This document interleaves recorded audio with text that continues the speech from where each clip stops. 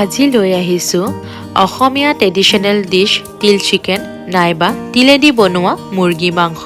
আমাৰ অসমীয়াৰ আৱেগ তিল নহয় জানো। বনালোৱেই যিহেতুকে ভাবিলোঁ ৰেচিপিটো আপোনালোকৰ লগত শ্বেয়াৰ কৰোঁ, আৰু আপোনালোকৰ লগত শ্বেয়াৰ নকৰাকেনো কেনেকৈ থাকোঁ। তেনেহ'লে ব'লকচোন দেৰি নকৰি ৰেচিপিটোৰ মাজলৈ আগবাঢ়োঁ। প্ৰথমতে কেৰাহীটোত মই তেল গৰম হ'বৰ কাৰণে বহাই দিছিলোঁ। এতিয়া মই তাতে দিলোঁ লং, ইলাইচি, ডালচেনি আৰু লগতে কেইটামান গোটা জালুক আৰু সৰুকৈ কাটি লোৱা পিঁয়াজ।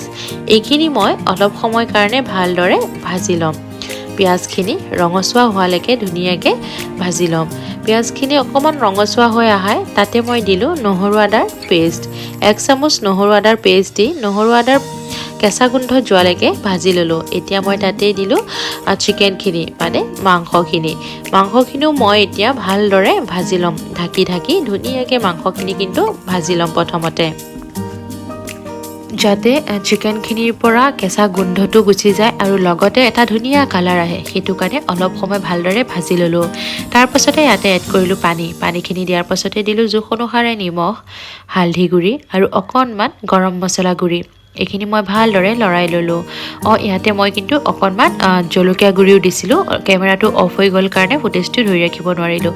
যি কি নহওক, তাৰপাছতে মই ইয়াতে এটা বিলাহী কাটি দি দিলোঁ। দিয়াৰ পাছতে মই এইখিনি ভালদৰে ভাজি ল'ম, যাতে মছলা, মাংস আৰু বিলাহী গোটেইখিনি ধুনীয়াকৈ মিলি যায়। মাংসখিনি ভালদৰে ভাজা হোৱাৰ পাছতে এতিয়া মই ইয়াতে এড কৰিলোঁ তিলখিনি। প্ৰথমতে তিলখিনি ভালদৰে ধুই এটা গৰম কেৰাহীত মই ভাজি ল'লোঁ। ভাজি লোৱাৰ পাছতে পিচি মই ইয়াতে এড কৰিলোঁ। এতিয়া মই তিলখিনি দিয়াৰ পাছত ভালদৰে গোটেইখিনি আকৌ মিলাই ল'ম। মোৰ অলপমান তিল কম যেন লাগাই মই আকৌ অকণমান তিল দি দিলোঁ। এইখিনি মই এতিয়া ভালদৰে ভাজি ল'ম। আৰু চাওকচোন কালাৰটো কিন্তু খুব ধুনীয়া আহিছে নহয়নে। ভালদৰে ভাজা হোৱাৰ পাছতে এতিয়া মই ইয়াতে এড কৰিলোঁ পানী। আৰু মই যিহেতুকে ভাতৰ লগত পৰিৱেশন কৰিম, সেইটো কাৰণে অকণমান মই গ্ৰেভি ৰাখিছোঁ, মানে জোল বনাইছোঁ। আপোনালোকে যদি বিচাৰে পানী নিদিয়াকৈও কিন্তু এই চিকেনটো ধুনীয়াকৈ বনাই খাব পাৰে। আৰু এতিয়া যিহেতুকে মাঘৰ মাহ মানে বিহুৰ সময়, সকলো ঘৰে ঘৰে তিল থাকে নহয় জানো। আৰু মই চেষ্টা কৰোঁ একদম সহজতে সাধাৰণ ৰেচিপিবোৰ দিবৰ কাৰণে, যাতে সকলোৱে বনাই খাব পাৰে।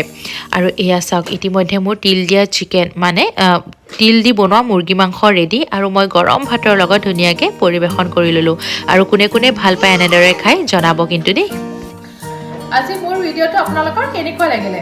যদিহে ভাল লাগিলে তেনে লাইক, কমেণ্ট, শ্বেয়াৰ আৰু লগতে মোৰ চেনেলটো ছাবস্ক্ৰাইব কৰি দিব। আৰু যদিহে ফেচবুক পেজত চাই আছে তেনে মোৰ পেজটো ফ'ল' কৰিব নাপাহৰিব। আজিলৈ আহোঁ আকৌ এটা ৰেচিপিৰ সৈতে আপোনালোকৰ ওচৰত হাজিৰ হ'ম মই। Thank you, bye by.